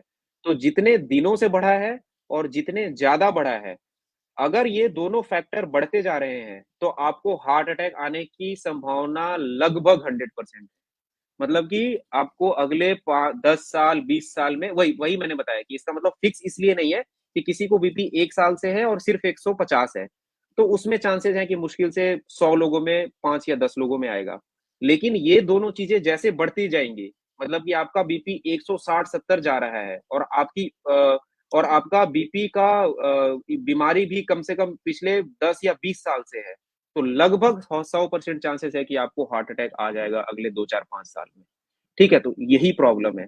हार्ट अटैक में इश्यू ये है कि अगर एक बार हार्ट अटैक आएगा, तो आप उसके बाद बच पाएँगे, नहीं बच पाएँगे, वो बहुत सारा डिपेंड करता है कि कितने सीवियरिटी से हार्ट अटैक आया है, हार्ट अटैक आने के बाद कितने घंटे में आप हॉस्पिटल पहुँच पाएँ, है ना? तो यही सबसे बड़ा कारण है कि अगर बीपी आया है, अगर शरीर में कोई तकलीफ भी नहीं हो रही है, तो हमें बीपी को कंट्रोल करके रखना है। ये 1 कारण है। दूसरा है लकवा मारना, जिसको हम लोग स्ट्रोक बोलते हैं। स्ट्रोक में भी यही सिंपल है। उसमें होता क्या है कि जब लॉन्ग टर्म में बीपी बढ़ा रहता है, तो स्ट्रोक 2 तरीके का होता है। एक होता है कि खून की कमी हो गई, मतलब कि खून वहाँ पे नली बंद हो गई और खून पहुँचा ही नहीं ब्रेन में। दूसरा होता है कि ब्रेन की नली फट गई, जिसको बोलते भी हैं कि हेमरेज हो गया, ब्रेन हेमरेज हो गया। उसके कारण फिर क्या होता है, लकवा मारता है, मतलब एक साइड शरीर में पूरा कमज़ोरी आ जाती है, आदमी बेहोश हो जाता है। और मैं बता रहा हूँ इंडिया में अ, अच्छा इंडिया में बीपी मैंने जैसे बताया, अच्छा एक और डाटा मैं आपको बताता हूँ, ये इंडिया के रिसर्च में, इंडिया में ही रिसर्च किया गया तो पता चला है कि मैंने जैसे आपको बताया कि 4 में से 1 लोगों को तो बीपी है। अगर मान अच्छा। लीजिए जैसे कि 100 लोगों में से 25 लोगों को तो बीपी है, उसमें से कितने लोगों को पता है कि उनको एक्चुअल बीपी है और जिनको पता है उसमें से कितने लोग इलाज करवा रहे हैं। अगर मैं इसका डाटा बताऊँगा तो वो और शॉकिंग है। जैसे अगर 100 लोगों का एग्ज़ाम्पल ले लें, तो ये तो हमें आइडिया लगा कि उसमें से 25 लोगों को तो बीपी है। उस 25 में से मुश्किल से 30% लोग को पता चल पाता है कि उनको बीपी है। समझ रहे हैं? मतलब कि 25 का अगर 30% निकालेंगे तो मुश्किल से 7 या 8 लोगों को एक्चुअल में पता चल पाता है कि उनको बीपी है 100 में से। अब जिनको बीपी है उसमें से कितने लोग इलाज करवा रहे हैं? तो जितने को बीपी है उसमें से सिर्फ 25 से 30% लोग इलाज करा रहे हैं। मतलब कि 25 लोगों को बीमारी है तो मुश्किल से 3 या 4 लोग एडेक्वेट बीपी को कंट्रोल करके इलाज करवा पा रहे हैं। आप समझ रहे हैं? मतलब 25 में से 20 लोग या तो उनको बीपी के बारे में पता नहीं है या बीपी पता भी है तो वो अच्छे से इलाज नहीं करवा रहे हैं। तो वो 20 लोग अगले 10-20 साल में अपने खुद के लिए और परिवार के लिए एक बहुत मुश्किल पैदा हो सकती है कि आपको अगर स्ट्रोक आ गया मतलब कि लकवा मार गया या आपको हार्ट अटैक आ गया, तो आप अगर जीव अपने परिवार में कमाने वाले एक ही लोग हैं, तो पूरे परिवार पे मतलब वो मुश्किल आ जाती है ना? बीमारी एक है ही चीज़ ऐसा कि अगर कोई बड़ी खास करके लकवा मारना और हार्ट अटैक आना तो एक बहुत बड़ी बीमारी है। इसमें तो पहला होता है कि आदमी बच पाएगा कि नहीं बच पाएगा। दूसरा होता है अगर बच भी जाएगा तो एक तो पूरे जीवन उसको बहुत सारी दवाइयाँ खानी पड़ेगी, हार्ट अटैक आया है तो, हो सकता है उसको स्टेंट डलवाना पड़े, हो सकता है उसको बाईपास सर्जरी करवाना पड़े और स्ट्रोक जिसको आ जाता है उसका तो लकवा वापस शरीर में मतलब ताकत आएगा या नहीं आएगा वही इंश्योर नहीं होता है। कितना ताकत आएगा 5% आएगा, 10% आएगा, 20% आएगा। तो आप समझ रहे हैं कि इसके कारण दिक्कतें क्या-क्या आ सकती हैं। तो इसीलिए मैं इस टॉपिक जो है वो बीपी बहुत इम्पोर्टेंट है, ब्लड प्रेशर और उसको कैसे मैनेज किया जाए। तो ये सारी चीज़ों को ध्यान रखना है। तो बीपी का अगर इलाज नहीं करवाएँगे तो क्या-क्या चीज़ें हो सकती है? हार्ट अटैक आ सकता है, लकवा मार सकता है, आँखें खराब हो सकती है। उसको हाइपरटेंसिव रेटिनोपैथी बोलते हैं, जो पीछे का आगे से नहीं, मोतियाबिंद अलग चीज़ होती है। जो क्या बोलते हैं, आँखों का पर्दा होता है, पर्दा खराब हो जाता है। ठीक है? चौथा चीज़ किडनी खराब हो सकती है। हमारे पास इतने सारे पेशेंट सीकेडी वाले आते हैं, मतलब क्रोनिक किडनी डिजीज़, किडनी वाले जिनको इतने सारे डायलिसिस चल रहे होते हैं दिनों से, उनका एक ही कारण होता है कि उनके पास बीपी था, उन्होंने बीपी का इलाज नहीं कराया, लॉन्ग टर्म में किडनी खराब हो गई, अभी डायलिसिस पे आना पड़ा। जितने इमरजेंसी में पेशेंट आते हैं, मैं जितना इमरजेंसी में पेशेंट्स देखता हूँ, जो हेमरेज लेकर आते हैं, उसमें से ऑलमोस्ट 90 से 100% पेशेंट का सेम हिस्ट्री रहता है। 5 साल से मेरा बीपी था, या तो उन्होंने दवाई ऐसा लिया कि वो कंट्रोल नहीं हो रहा था, या उन्होंने दवा ही नहीं लिया। तो आप समझ रहे हैं कि जो भी स्ट्रोक का पेशेंट आ रहा है हमारे इमरजेंसी में, सारे बीपी वाले आ रहे हैं। ये लोगों को मतलब गाँव लेवल पे या शहर लेवल पे कम पता चलेगा, लेकिन जब हम लोग डेली बेसिस पे यहाँ पे पेशेंट्स को देख रहे हैं, तो हम लोगों को खुद इतना कंसर्निंग फील होता है कि मतलब अगर ये आदमी सही समय पे बस डॉक्टर के पास जाके बीपी कम कर लेता, ज़रूरी नहीं है कि दवा से कम करना है, एक्सरसाइज़ से, डाइट से, तो हो सकता था कि ये स्थिति हमें इस आज इमरजेंसी में नहीं देखना पड़ता। तो ये है इसके कारण कि हमें मतलब कॉम्प्लिकेशंस है, क्यों क्यों हमें बीपी का इलाज करवाना ही चाहिए, ठीक है? तो मुझे लग रहा है कि मैंने एक ऑलमोस्ट ओवरव्यू दे दिया है एक आम भाषा में, एक समझने वाली लैंग्वेज में कि बीपी क्या होता है, क्यों उसका नाप करवाना है, कितने लोगों में हो सकता है, क्या-क्या चीज़ें करेंगे तो बीपी कम होगा। दवाइयों के लिए बहुत ज़्यादा फार्मासिस्ट के कहने पे कि नहीं ये दवा खा लो, ले लीजिए, ऐसा नहीं करना चाहिए। और किसी दूसरे बंदे ने भी बोल दिया, जैसे कई बार होता है कि मुझे बीपी है, मेरे परिवार में किसी को बीपी है या मेरे दोस्त में किसी को बीपी है, तो वो कहेगा कि अरे मैं तो ये दवा खा रहा हूँ, वो भी ये दवा खाना शुरू कर देता है। तो बीपी का इलाज इतना भी सिंपल नहीं है, तो आपको डॉक्टर के पास जाना चाहिए। और जैसा कि आरोग्य भारत से मैं एज़ अ बस एडवाइज़र जुड़ा हुआ हूँ, तो यहाँ पर काफ़ी अ, लोग मतलब बहुत ही ऑलमोस्ट मुझे लगता है कि डॉक्टर का तो कुछ फीस है ही नहीं यहाँ पर, है ना? मतलब कि ना के बराबर है, तो एटलीस्ट आप डॉक्टर के पास यहाँ से जाके आप कंसल्ट करवा सकते हैं और उसके बाद फिर जैसा भी आपको दवा है या फिर डाइट, एक्सरसाइज़ जो भी एडवाइस करते हैं, वो आप कर सकते हैं। तो इसके अलावा मेरे हिसाब से आई थिंक मैंने एक अच्छे से ओवरव्यू बता दिया है। बाकी आप जो-जो सवाल हैं, वो मैं भी कुछ-कुछ देख लेता हूँ और बासुकी जी अगर आप भी मॉडरेट करना चाहें तो आप पूछ सकते हैं एक-एक करके, है ना? या फिर आपके मन में भी कुछ और संशय हो जो कि जैसे कि आपने बताया कि आप खुद एक बीपी के मरीज़ हैं, तो आपके भी 2-4 क्वेश्चन्स तो होंगे एटलीस्ट कि हमें क्या जानना चाहिए, पूछ सकते हैं ताकि लोगों का भी फ़ायदा हो सके। एक यूजर का एक कमेंट्स है लो बीपी के बारे में। हाँ, अगर पेशेंट का लो बीपी 85 हाँ। 60 हो तो उसे तुरंत में क्या करना चाहिए, कैसे क्यूर करें ताकि पेशेंट स्टेबल हो सके। अच्छा, ठीक है। तो लो बीपी क्या पहले लो बीपी एज़ सच नुकसानदायक नहीं है। मतलब लो बीपी का कोई नुकसान नहीं है, ठीक है? अनलेस और अंटिल पेशेंट को फ़ील नहीं हो रहा है। तो पेशेंट को फ़ील कैसे होगा? पेशेंट को चक्कर आने लग जाएगा, ठीक है? कि मतलब आँख के आगे अंधेरा छा सकता है, चक्कर आ सकता है, कई बार धड़कन थोड़ी तेज़ चलने लग सकती है, तो ये सारी दिक्कतें आ सकती हैं। तो लो बीपी का जो सबसे कॉमन मिस्टेक ये होता है ना, जो हमने ऑब्ज़र्व किया है, वो क्या होता है कि जो बीपी नापने का कफ साइज़ होता है, कई बार सबसे लो बीपी आप ध्यान दीजिएगा कौन लोग आपको मतलब आप तो नहीं लेकिन अगर मैं जो देखता हूँ उसमें ये पता चलता है कि जो थोड़े जो लेडीज होती हैं या जो थोड़े पतले दुबले होते हैं वो लोग लो बीपी का ज्यादा कंप्लेन लेकर आते हैं क्यों क्योंकि उनका जो एक होता है ना कि बीपी जो नापने का जो कफ साइज है ना वो हाइट के हिसाब से और वजन के हिसाब से डिफरेंट होता है लेकिन आजकल लोग क्या करता है एक ही कफ लिया और उसी से सबका नाप रहा है चाहे वो उसका हाथ मोटा हो या पतला हो, उसका एक गाइडलाइन है एडेक्वेट कि आपका जो बाजू है उसमें कफ साइज एटलीस्ट 80% एरिया को कवर करे और जो सरकमफ्रेंस है वो एटलीस्ट 40% एरिया को कवर करे। उसके अंदर ट्यूबिंग होती है, वो डॉक्टरों के टर्म्स में है। आपको इतना जानने की ज़रूरत नहीं है, लेकिन एक अच्छे डॉक्टर रहेंगे तो वो आपको बता देंगे कि आपका जो रीडिंग है वो गलत है या सही है और आपके अकॉर्डिंग कफ साइज से वो नाप कर बताएँगे। तो एक बहुत ही कॉमन मिस्टेक है, मैं ये बताया। दूसरा जैसे आपने बताया कि क्या तुरंत करना चाहिए। सबसे जो मोस्ट कॉमन कारण होता है लो बीपी होने का, एक तो होता है कि नॉर्मली भी कम हो सकता है। जैसे मैंने बताया कि जो छोटे छोटे हाइट के हैं या जो थोड़े बहुत पतले-दुबले हैं, उनमें नॉर्मली भी ऊपर वाला बीपी 100 के नीचे हो सकता है। हाँ, 80 के नीचे अगर जाता है तो एकदम सोचने वाली बात है और नीचे वाला बीपी 60 तक जा सकता है, तो वो नॉर्मल है। ऐसा नहीं है कि किसी का बीपी अगर 90/70 आ गया तो एकदम घबरा जाना है, नहीं, वो नॉर्मल है। कब तक? जब तक कि आपको ऐसा ना लगे कि मुझे चक्कर आने लग जाए, घबराहट होने लग जाए या धड़कन में वो होने लग जाए, बहुत ही थका-थका सा महसूस होने लग जाए। अगर ये चीज़ें हो रही हैं, तब ध्यान देना है, अदरवाइज़ वो नॉर्मल है आपका। अगर इन केस जैसे कि आपने बताया किसी का 8 80/60 आ गया और पेशेंट को घबराहट हो रही है, ये हो रही है, तो इंडिया में सबसे मोस्ट कारण होता है शरीर में खून या पानी की कमी होना, ठीक है? मोस्टली पानी, डिहाइड्रेशन, ठीक है? जिसको बोलते हैं। तो यूजुअली गर्मियों में भी ये ज़्यादा होता है क्योंकि गर्मियों में डिहाइड्रेशन और ज़्यादा होता है। तो इसीलिए ध्यान देना है कि आप कम से कम दिन में 3 लीटर पानी पी रहे हैं या नहीं पी रहे हैं।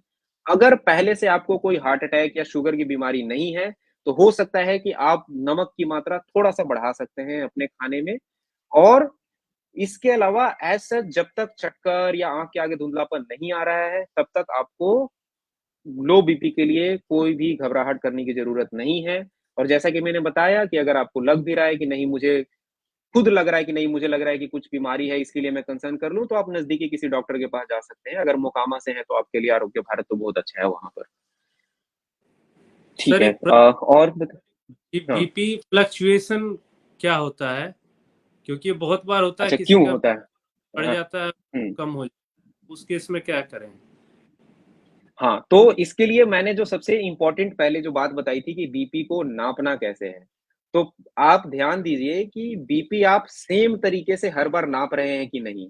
मैंने वही बताया ना कि आप अभी बस 5 मिनट चल के आइए और बीपी नापिए और वहीं फिर 10 मिनट रेस्ट कीजिए और फिर बीपी नापिए। आपको इसी में कम से कम 5 या 7 एमएम, 10 एमएम का डिफरेंस पता चल जाएगा, ठीक है? दूसरा ये होता है कि जो दवा खाते हैं, उनमें भी बीपी कई बार फ्लक्चुएट हो रहा होता है। प्लस दूसरा मैंने बताया कि बीपी का जो रीडिंग है ना, वो बहुत सारी चीज़ों पे डिपेंड करता है। पहले तो मैंने वही बताया कि आपने चल के आके आपने बीपी नापा या नहीं नापा। बीपी नापने से पहले आपने कॉफ़ी वगैरह का सेवन तो नहीं कर लिया था, स्मोकिंग तो नहीं कर लिया था। आप स्मोकिंग करके बीपी नापिए, आपका बिल्कुल ऊपर हाई आएगा, ठीक है? आपने शराब पिया हुआ था, उसके बाद बीपी तो नहीं नापा। तो ये सारे फैक्टर हैं। उसके अलावा अगर पेशेंट दवा भी खा रहा है, तब भी बीपी अगर उसका पहले फिर एक और मैंने बताया था कि ऐसे पैर को ऐसे करके नहीं बैठना है, थोड़ा कंफर्टेबली बैठ के फिर नापना है। अगर उसके अलावा अगर दवा खा रहे हैं, तब भी कई बार फ्लक्चुएट होता है। तो कब होता है कि जैसे आपने कुछ ऐसा न्यूज़ सुन लिया कि कारण आपके घबराहट हो गई, आपके परिवार में कुछ ऐसा इवेंट हो गया जो आपको घबराहट पैदा कर रहा है। तो घबराहट के समय नापिएगा तो आपका बीपी हाई रहेगा।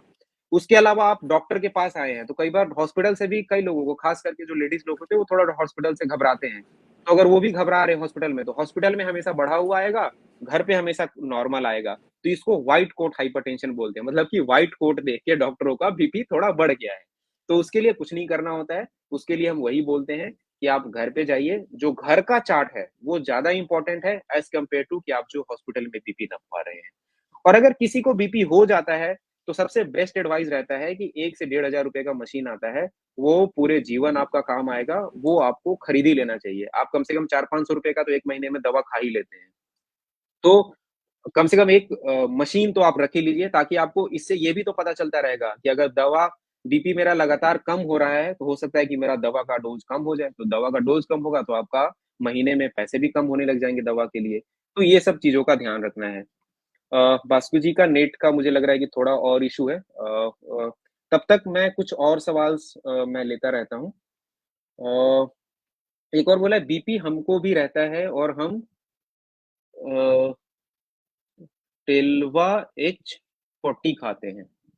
हाँ, ठीक है मतलब दवाई को लेके मैंने वही बताया कि उसमें जो कॉमन दवाई है जो हम लोग यूज़ करते हैं मतलब उसमें जो ग्रुप्स के नाम हैं एस इन्हिबिटर्स, एआरबीज़ जो इसमें मतलब ये दवाइयाँ हैं टेलमिसार्टन और उसके ग्रुप्स की और दवाइयाँ, उसके अलावा फिर एम्लोडिपिन है, सिल्नेडिपिन है हाइड्रोक्लोरथायज़ाइड है मतलब लेकिन ये सब दवा जस्ट मैं आपको फ़ैमिलियर होने के बता रहा हूँ। इसका कितना डोज़ लेना है, कब लेना है, कैसे लेना है, कृपया डॉक्टर से आप सलाह लें। मतलब वो सबसे बेस्ट एडवाइस होगा और आपके लिए एक फॉर्च्यूनेट चीज़ है कि डॉक्टर से सलाह लेना तो ऑलमोस्ट मुफ़्त है आपके वहाँ पे आरोग्य भारत में। वहाँ पे शायद साल का कुछ पैसा देना होता है ₹132 और आप वहाँ पे मुफ़्त में कर सकते हैं पूरे साल। तो सबसे बेस्ट चीज़ है, तो आप वहाँ पे और क्वेश्चन्स लेते हैं, तो हम लोग ऊपर से क्वेश्चन्स और कुछ लेते हैं। अ, बीपी कम होने से चक्कर कोई आता है? हाँ, रजनीश जी ने पूछा था। हाँ, चक्कर आते हैं, इसीलिए मैंने बताया कि जब बीपी कम होने से चक्कर वगैरह आ रहे हैं, तभी आपको डॉक्टर के पास जाना है। अदरवाइज़ बीपी कम होने से डॉक्टर के पास तो चले जाइए, लेकिन डॉक्टर भी आपको यही सलाह देंगे कि आपको घबराना नहीं है। बीपी कम होने से ऐसा बहुत कोई शरीर में कुछ भी जैसे मैंने बताया ना कि बीपी हाई रहेगा तो आपका हार्ट अटैक आ जाएगा, लकवा मार जाएगा, किडनी खराब हो जाएगी, आँख खराब हो जाएगी। लेकिन बीपी लो होने से ऐसा कुछ भी नहीं होता है ना? तो इसीलिए आपको घबराना नहीं है। अंशु कुमार पूछ रहे हैं, क्या ही ब्लड प्रेशर में नाक में खून आता है? हाँ, बिल्कुल आता है।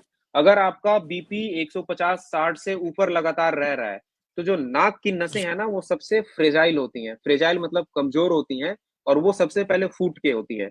अगर नाक में खून आ गया है और आपका बीपी बढ़ा हुआ है, तो आपको बहुत ज़्यादा चांसेज़ है कि आपका ब्रेन की नस भी फट सकती है। तो यानी कि आपको लकवा भी मार सकता है। तो ये मैं डराने के लिए नहीं बता रहा हूँ, ये डाटा है, सारा रिसर्च के थ्रू पता चला हुआ है, तो आपको बिल्कुल उस समय सतर्क हो जाना चाहिए। और सतर्क होने के लिए आपको घबराने की ज़रूरत ही नहीं है, डॉक्टर के पास जाना है, आपको वो डाइट बताएंगे, एक्सरसाइज बताएंगे और उसके बाद थोड़ी दवा बताएंगे, वो आपको लेना है, आप कंट्रोल में हो जाएगा, रिस्क आपका सारा कम हो जाएगा। हाई बीपी तुरंत कंट्रोल कैसे करें? तो हाई बीपी को तुरंत कंट्रोल करने की जरूरत ही नहीं है। तो हाई का मतलब क्या हुआ? तो हाई का मतलब है कि अगर 160 के ऊपर वाला बीपी नीचे है, तो हम टारगेट करते हैं कि जब दवा शुरू हो तो उसके 1 हफ्ते के अंदर-अंदर कंट्रोल हो जाना चाहिए। लेकिन अगर 160 के ऊपर बीपी जा रहा है, तो ये एक इमरजेंसी है। इमरजेंसी इन द सेंस है कि आपको कभी भी नाक की नसें फट सकती हैं, ब्रेन की नसें फट सकती हैं, किडनी में अचानक से पेशाब करेंगे तो खून आने लग सकता है, आँख के आगे धुंधलापन है, हार्ट अटैक आ सकता है, अगर 160 के ऊपर बढ़ता हुआ रह रहा है तो। तो उस समय क्या करना है? मतलब ये हो भी सकता है, नहीं भी हो सकता है। जैसे मैंने बताया ना कि अगर 100 लोगों में 160 से ऊपर है, तो उसमें से 5 से 10 लोगों में ये होगा, बाकी 90 लोग ऐसे नहीं होंगे। लेकिन अगर लगातार बढ़ा रहेगा, तो अगले हो सकता है 1 महीने में, 2 महीने में उनके साथ ये सारी घटनाएँ हो सकती हैं। तो आपको डॉक्टर के पास जाना है और वहाँ से इलाज करवाना है। खुद से डॉक्टर जाएँगे, डॉक्टर एक इंजेक्शन देकर तुरंत बीपी कम कर देते हैं। वो 160 के अगर 180 आ रहा है, 190 आ रहा है, कई का 200 भी आता है, तो उसको इंजेक्शन देके तुरंत बीपी कम कर देंगे। मुँह की गोली से यूजुअली 180, 190 वाला बीपी कम नहीं होता है। उसको इंजेक्शन देके कम करते हैं पहले और उसके बाद से फिर मुँह की गोली का दवा देते हैं और फिर हम टारगेट रखते हैं कि अगले 7 से 10 दिन में हम बीपी को कंट्रोल कर लें। अगर कंट्रोल नहीं हो रहा है, तो हम स्टेप बाय स्टेप दवा बढ़ाते जाते हैं। पहले 1 दवा देते हैं, फिर 2 देते हैं, फिर 3 देते हैं, 4 देते हैं, वो डिपेंड करता है कि कैसे हमें बीपी को कंट्रोल करना है। तो वो डॉक्टर अच्छे से आपको कंट्रोल कर सकते हैं। एक प्रश्न है कि ठीक है। हाइपरटेंशन हाँ, ना रहे तो क्या पैर भी फूल सकता है क्या? हाइपरटेंशन लेग भी फूल सकता है, हाँ, बिल्कुल वही मैंने बताया। तो पैर फूलने के सबसे कॉमन कारण क्या होते हैं? जो इंडिया में हमारे पास पेशेंट्स लेकर आते हैं, तो इसमें सबसे कॉमन कारण ये आता है कि एक तो फाइलेरिया पता होता है सबको कि फाइलेरिया के कारण पैर फूल सकता है। दूसरा और तीसरा जो सबसे मोस्ट इम्पोर्टेंट कारण है कि आपका हार्ट कुछ खराब हो रहा है, मतलब हार्ट फेलियर के साइड जा रहा है या किडनी खराब हो रही है या किडनी के साइड जा रहा है। चौथा जो सबसे कॉमन कारण होता है दवाई के कारण। कुछ-कुछ दवाइयाँ भी होती हैं जो कोई पहले से दवाई खा रहा है तो उसके कारण पैर में सूजन आ सकती है या फिर थायरॉइड के कारण। तो ये सारे कॉमन कारण हैं। अब किसी को बीपी है और अगर पैर सूज रहा है, तो इसका मतलब है कि सतर्क हो जाना है, कि कहीं मेरा किडनी में कोई डैमेज तो नहीं हो रहा है। तो उसके लिए कुछ-कुछ जाँचें होती हैं, एलएफटी, केएफटी टेस्ट करवा के देख सकते हैं। हार्ट में कोई प्रॉब्लम तो नहीं हो रहा, तो उसके लिए ईसीजी वगैरह करवा सकते हैं। ये कारण तो नहीं है, तो इसके लिए पहले सतर्क हो जाना है कि आपको नहीं कुछ दिक्कत हो सकती है, तो मुझे जाँचें करवा लेनी चाहिए। बीपी के कारण भी सूजन हो सकता है। मैंने जैसे बताया कि बीपी के कारण कॉम्प्लिकेशंस क्या-क्या हो सकते हैं। आपको हार्ट अटैक आ सकता है, लकवा मार सकता है, किडनी खराब हो सकती है, आँखें खराब हो सकती है। चौथा, 5वां-छठा पे ये है कि आपकी जो पेरिफेरल नसें हैं, जो हाथ-पैरों की नसें हैं, उसमें भी खून का जमाव हो सकता है। उसके कारण भी पैर सूज सकता है। तो ये बिल्कुल है कि हाइपरटेंशन से लेग में सूजन आ सकता है। ठीक है। अब हम नेक्स्ट क्वेश्चन पे आते हैं। रजनीश राज, अल्कोहल लेने के बाद बीपी हाई होता है या कम? बीपी हाई होता है, बिल्कुल होता है और अगर आपका बीपी हाई है और लगातार आप अल्कोहल का सेवन कर रहे हैं, तो जो उसके कॉम्प्लिकेशंस है, उसके चांसेस और बढ़ जाते हैं। नेक्स्ट क्वेश्चन है, थायराइड हार्मोन का बीपी के साथ क्या कनेक्शन है? बिल्कुल हाँ, ये बहुत इंपॉर्टेंट क्वेश्चन है। तो थायराइड 2 तरीके से हो सकता है, या तो आपके अंदर थायराइड की कमी हो गई है, तो उसको बोलते हैं हाइपोथायरायडिज़्म। हाइपोथायरायडिज़्म में यूजुअली बीपी का प्रॉब्लम नहीं होता है। दूसरा होता है हाइपरथायरायडिज़्म, मतलब कि थायराइड हार्मोन बढ़ गया है आपके शरीर में। तो उससे क्या होगा कि आपका बीपी बढ़ जाएगा, घबराहट हो जाएगी। हाइपरथायरायडिज़्म के सिम्पटम्स क्या होते हैं? बस शरीर में वज़न कम होने लगता है, हमेशा घबराहट सा महसूस होता है, हमेशा पसीने आते रहते हैं, हमेशा माइंड टेंशन में रहता है, उनको बहुत ज़्यादा दस्त होता रहता है और बीपी हमेशा हाई रहेगा। तो ये सारे ना हाइपरथायरायडिज़्म के सिम्पटम्स हैं। तो अगर इस तरीके से आपको लग रहा है, तो इसमें हाँ, इसमें ये हो सकता है कि जैसे ही आपका थायराइड कंट्रोल होगा ना, तो बीपी भी कंट्रोल हो सकता है। ये नहीं कह सकते कि एकदम ही कम मतलब खत्म ही हो जाएगा, लेकिन उसके कारण होगा तो वो कम हो जाएगा और हो सकता है कि बीपी का आगे ज़रूर दवा की आगे ज़रूरत ना पड़े, थायराइड कंट्रोल करने से ही वो कंट्रोल हो जाए, लेकिन नहीं भी हो सकता है।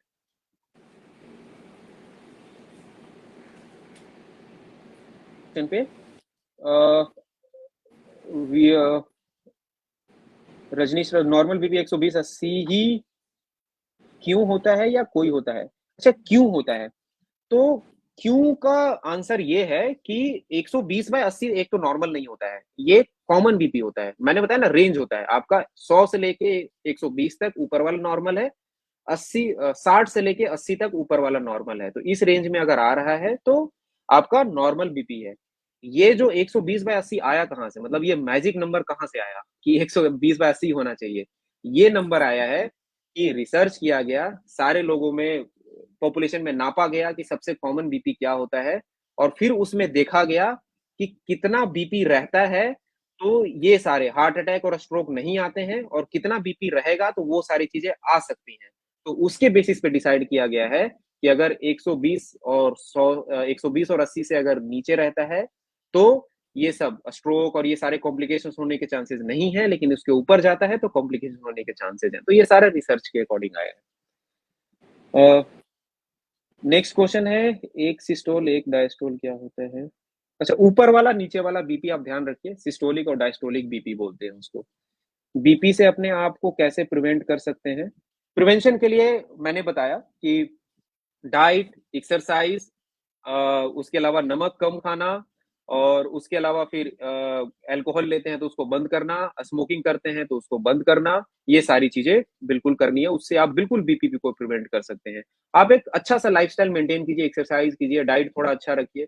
उसके लिए आप डाइटिशियन से सलाह ले सकते हैं, फिजियोथेरेपिस्ट के पास। एक्सरसाइज के लिए आप मतलब खुद से ही कर सकते हैं। स्ट्रेस वगैरह थोड़ा कम ले सकते हैं, जैसे मैंने पहले डिस्कस किया। फ्लक्चुएट क्यों होता है बीपी, क्यों और कैसे होता है, इसका मैंने बता दिया आपको डिटेल में। बीपी कम होने से क्या हो सकता है, इसका भी मैंने बता दिया। बीपी और हाइपरटेंशन में क्या डिफरेंस है? अच्छा ये ओके, सो बीपी मतलब कि ब्लड प्रेशर। तो मैंने तो आपको बताया कि ब्लड प्रेशर तो नॉर्मल है ना, मैंने बताया ना कि अब ब्लड प्रेशर का मतलब ये है कि जो हमारी नली है उसमें हार्ट जो पंप कर रहा है वो कितना प्रेशर क्रिएट कर रहा है। तो ब्लड प्रेशर वो मेजरमेंट है। वही ब्लड प्रेशर अगर 140 के ऊपर चला जाए तो उसको बोलते हैं हाइपरटेंशन। तो मतलब कि वो बीमारी हो गई, ठीक है। ब्लड प्रेशर बीमारी नहीं है, ब्लड प्रेशर एक फाइंडिंग है, ठीक है। तो जिस तरीके से आप मतलब एग्जाम्पल में बोले, जैसे आंख हो गया और मोतियाबिंद, तो मतलब आंख तो ठीक है ना, नॉर्मल शरीर का पार्ट है, लेकिन मोतियाबिंद बीमारी है, इसीलिए तो बीपी तो एक नॉर्मल मेजरमेंट है। हाइपरटेंशन बीमारी है, कब बोलते हैं? जब वो ऊपर वाला 140 के ऊपर जाए या नीचे वाला 90 के ऊपर जाए, ठीक है। बीपी हमको भी रहता है, टेलवा वो जवाब दे दिया था। बास्की जी हमें बीपी से परेशानी, कभी कभी चक्कर आ जाता है। चक्कर आ रहा है इसका मतलब है कि आप बीपी एक बार चार्टिंग कीजिए घर पे कि कम हो रहा है या ज्यादा हो रहा है। तो अगर किसी को बीपी है और वो दवा खा रहे हैं तो कई बार ये होता है कि दवा का डोज ज्यादा होने के कारण बीपी ज्यादा कम हो जाए और पेशेंट को चक्कर आने लग जाए। कुछ कुछ पेशेंट्स में ऐसा हो सकता है। तो इसीलिए मैंने बताया कि अगर किसी को बीपी है तो सबसे बेस्ट एडवाइस होता है कि आप कम से कम 1000-1500 लगाकर एक मशीन लीजिए और डेली कम से कम एक बार नापिए। उससे आपको बिल्कुल एहसास होता रहेगा कि मेरा बीपी ऊपर जा रहा है, नीचे जा रहा है। बीपी एक ऐसी बीमारी है कि अगर बहुत ज़्यादा है तो पूरे जीवन रहने वाला है, या अगर नहीं है तो ठीक भी हो सकता है। लेकिन बीपी के बारे में आपको डॉक्टर से ज़्यादा नॉलेज होना चाहिए, और बीपी के इलाज करने वाले आप खुद हो जाने चाहिए, ठीक है? वो खुद होने कहने का मतलब ये नहीं है कि आप खुद से दवा ले लें, कुछ भी ले लें, ऐसा नहीं। खुद होने का मतलब कि डॉक्टर आपको महीने में, 6 महीने में 1 बार देखेगा, लेकिन आप अपने आप को डेली खुद रोज देखिए, है ना? मेरा कहने का मतलब ये था कि डेली आप खुद से देखिए कि मेरा बीपी कितना रहता है, अगर बढ़ रहा है तो मुझे क्या करना चाहिए, घट रहा है तो क्या करना चाहिए, अगर ऐसी कुछ चीजें हो रही है तो फिर मुझे डॉक्टर से जाके सलाह लेनी है। तो मेरा इस संदर्भ में कहना है कि बीपी का ज्यादा इलाज आप खुद से करेंगे, क्योंकि डॉक्टर से तो आप महीने में और 6 महीने में 1 बार मिलेंगे, लेकिन आपका बीपी आपके साथ रहने वाला है, तो आपका उसका खुद से ज्यादा ध्यान रखना है, ठीक है। एक सर प्रश्न किडनी था, पेशेंट को बीपी, हाँ, हाँ, एक यूजर का प्रश्न था कि जब बीपी हाँ, मेजरमेंट हाँ। कर रहे हैं तो जो कफ हुँ, है हुँ। वो लेफ्ट हैंड में सही है या राइट हैंड में? दोनों में सही है। पहले ये वो रहता था कि आपको लेफ्ट में ही लगा के करना चाहिए।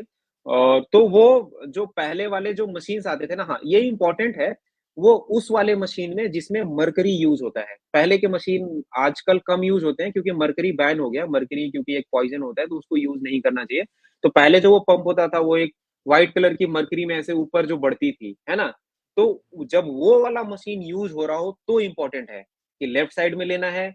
उसमें ये भी इम्पोर्टेंट है कि जो मशीन है वो हार्ट के लेवल पे रखे रहना चाहिए, है ना? ऐसा नहीं कि वो मशीन नीचे हो तो आपका बीपी थोड़ा कम आ सकता है, ऐसे ऊपर टेबल पे रख दिया तो आपका बीपी थोड़ा ज्यादा आ सकता है ना? तो उस वाले मशीन में ये इम्पोर्टेंट था। लेकिन जो आजकल के जो डिजिटल मशीन्स हैं, उसमें अ मशीन का लेबल बहुत ज़्यादा इम्पोर्टेंट नहीं है और बाजू भी इम्पोर्टेंट नहीं है कि किस बाजू में करना चाहिए। आप दोनों बाजू में कर सकते हैं, दोनों का सेम बीपी रीडिंग आएगा। अगर थोड़ा बहुत फ़र्क आता है, कई लोगों में फ़र्क आता है कि बाएँ में मेरा ये आ रहा है, दाएँ में कम आ रहा है, तो 5 एमएम तक अगर फ़र्क आता है, तो एक्सेप्टेबल है। ऐसा नहीं कि इसमें 155 है या इसमें 50 है, तो दैट इज़ नॉर्मल, है ना? लेकिन अगर उससे ज़्यादा डिफरेंस आ रहा है, तो बहुत सारी और अंडरलाइंग बीमारियाँ होती हैं, जिसमें कि ऊपर हाथ में बीपी हम पैरों में भी बीपी नापते हैं, है ना? क्योंकि कुछ-कुछ बीमारियों में हाँ, हाथ हाथ इसलिए कॉमन है क्योंकि हाथ सबसे कॉमन जगह है। नस तो पूरे शरीर में है ना, तो हम पैरों में भी बीपी नापते हैं। लेकिन वो हम उन पेशेंट्स में नापते हैं जिसमें देखते हैं कि ऊपर वाले हाथ में डिफरेंस ज़्यादा आ रहा है। फिर हम पैरों का नाप के देखते हैं कि पैरों में बीपी कहीं ज़्यादा गड़बड़ तो नहीं है। तो फिर हमें लगता है कि जो जो नस सप्लाई कर रहा है उस पर्टिकुलर हाथ-पैर को, उसमें कोई सिकुड़न तो नहीं है, उसमें कोई फैलावट तो नहीं है। तो ये सारे अलग बीमारियाँ हो सकती हैं। आपके सवाल का बस यही आंसर हुआ कि आप बाएँ और दाएँ दोनों पैर में नाप सकते हैं। लेकिन ये सारी भी चीज़ें भी हैं जिसका ध्यान रखें। ठीक है। अच्छा, ऐसा भी है क्या कि डिजिटल जो मशीन है और जो आपका हाँ। मरकरी, इन दोनों में कुछ डिफरेंस है क्या? कि अगर हाँ, किसी तो मशीन में अलग-अलग हो सकता है क्या? हाँ, अलग-अलग हो सकता है। तो इसका है तो मरकरी वाला मशीन तो ऑलमोस्ट अभी बैन है। मतलब आपको बिल्कुल ही पुराने डॉक्टर होंगे या जिन्होंने पहले मशीन खरीदा होगा उनके पास ही होगा। उसके अलावा भी 2 प्रकार की मशीन है ना? उसके अलावा एक जो डिजिटल हो गया, एक दूसरा हमारा जिसमें मीटर लगा रहता है लेकिन उसमें मरकरी नहीं रहता है, ठीक है? तो उस तरीके का भी मशीन्स आते हैं जो कि डॉक्टरों के पास आपको मिल जाएँगे। तो डिजिटल मशीन क्या है ना, वो पूरा सॉफ्टवेयर है और वो मशीन है। तो वो उसमें कुछ उसका कफ में कुछ गड़बड़ हुआ, उसके मशीन के सॉफ्टवेयर में कुछ इश्यू हुआ, तो वो कैसे मेज़र कर रहा है, तो कई बार उसमें गड़बड़ आ सकता है। तो हम लोग फिर क्या करते हैं, अगर डॉक्टर के पास आता है, तो फिर हम लोग मैनुअली मेज़र करते हैं। तो अगर दोनों में देखा जाए, तो हम लोग मैनुअल मेज़रमेंट में मतलब कि जो हमने खुद से नापा है, बिना डिजिटल वाले से, उसको ज़्यादा रिलाई करते हैं एज़ कम्पेयर टू डिजिटल वाला। लेकिन आप घर पे खुद से बीपी नाप नहीं सकते ना और आपको नापने का थोड़ा तरीका भी बहुत सारा मतलब उसमें बहुत सारे स्टेप्स होते हैं। तो वो घर पे आप नहीं कर सकते, लेकिन घर पे नापने के लिए डिजिटल बीपी सफिशिएंट है। हॉस्पिटल में भी ऐसा लगता है कि डिजिटल से ऊपर आ रहा है या कई बार नीचे आ रहा है या बहुत ज़्यादा फ्लक्चुएट हो रहा है या कफ साइज़ लग रहा है कि उसके एडेक्वेट साइज़ का नहीं है, तो फिर हम लोग मैनुअली मेज़र करते हैं और वो हमें मतलब डॉक्टर के पास मैनुअल बीपी इंस्ट्रूमेंट होता ही होता है ना? तो लेकिन हाँ, तो ज़्यादा रिलायबल अगर आप बोलेंगे तो मैनुअल है। ठीक है सर। ये थे हमारे साथ डॉक्टर बैद्यनाथ गुप्ता नई दिल्ली से, जो उच्च रक्तचाप यानी हाई ब्लड प्रेशर जैसे महत्वपूर्ण विषयों पर आज चर्चा करने के लिए हमारे साथ थे। तो हम जो डॉक टॉक शुरू हुआ है, इसमें अगली कड़ी में भी आपको किसी और महत्वपूर्ण डॉक्टर के साथ बैठेंगे, किसी और अन्य बीमारी के साथ बातचीत करेंगे। तो आप यूजर से भी चाहते हैं कि आप कमेंट करें कि किस बीमारी के बारे में आप जानना चाहते हैं। और आपको एक बड़ी अच्छी सूचना दे दूं कि मोकामा के चौक बाजार पर आरोग्य भारत अस्पताल है, जहां आप महज 132 रुपए में 1 साल तक कंसल्टेंट फ्री ले सकते हैं। और इसमें आपको कितनी बार बीपी आप मेजरमेंट करवाते हैं, इसका कोई लेखा जोखा नहीं देना होगा। तो जो आप बाजार में जाते हैं और खुद से करते हैं, तो गड़बड़ी की संभावना भी रहती है। यहाँ आप आए और अपना इलाज, बीपी का भी इलाज कराएं, और अन्य बीमारियों के लिए भी ये अस्पताल आपके लिए बहुत ही उपयुक्त होगा। धन्यवाद डॉक्टर साहब, आप हमारे साथ आए और हमारे दर्शकों को इतनी महत्वपूर्ण जानकारियां शेयर की, इसके लिए बहुत बहुत धन्यवाद। धन्यवाद बासुकी जी एंड आरोग्य भारत हॉस्पिटल। मैं समझ रहा हूँ कि कुछ जो उनके क्या बोलते हैं नॉलेज में थोड़ा-सा मैं इज़ाफ़ा कर पाया होऊँगा, तो यही मेरे लिए अचीवमेंट होगा कि एट लीस्ट ज़्यादा से ज़्यादा लोग इस चीज़ के बारे में जानें और इसके बारे में ज़्यादा अवेयर हो। और इसी के कारण हम यहाँ पे हॉस्पिटल में जो कॉम्प्लिकेशंस लेकर आते हैं, उसको हम हटा सकते हैं। अदरवाइज़ जिसको बीपी के कारण दिक्कतें आ चुकी हैं, उसको हम नहीं कम कर सकते हैं, उसको कम हम तभी कर सकते हैं जब हम उससे होने वाले को प्रिवेंशन लेवल पे हम जाके बचाएँ। तो धन्यवाद मुझे ये मौका देने के लिए ताकि मैं अपना नॉलेज शेयर कर पाया। धन्यवाद बासुकी जी एंड धन्यवाद आरोग्य भारत हॉस्पिटल।